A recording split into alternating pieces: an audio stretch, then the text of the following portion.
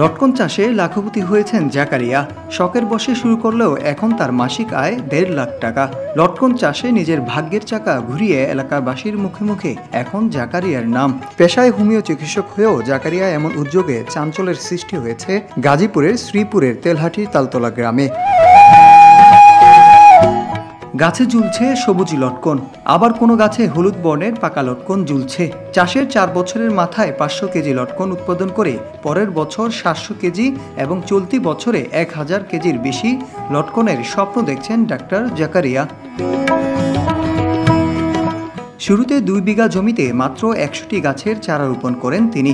এরপর এসব গাছ থেকে ১,০০০ থেকে ১৫০০ কেজি পর্যন্ত লটকন পাওয়া যায়, যার বাজার মূল্য ১ থেকে ১.৫ লাখ টাকা।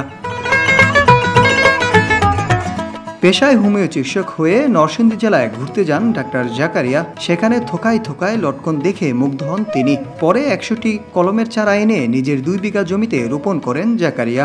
এরপর নিজের জমিতে ফলন দেখে অবাক হন তিনি। গাছের ডালপালা ফেটে বের হওয়া বোটায় ঝুলছে অসংখ্য রসালো লটকন। নরসিংদীতে শিবপুর এলাকায় এই লটকনের বাগান দেখা আমার কেমন ভালো লাগছে। পরে আমি বললাম যে না, চারা আনবো, লাগামো। ওই সময় যে দেখতে গিয়া বেড়াইতে গিয়া যে এই সারা ১০০ সারা নিয়ে পড়ছি। নিয়ে আইসা আমি এই ২০১৬ সনের শেষের দিক দিয়া লাগাইলাম।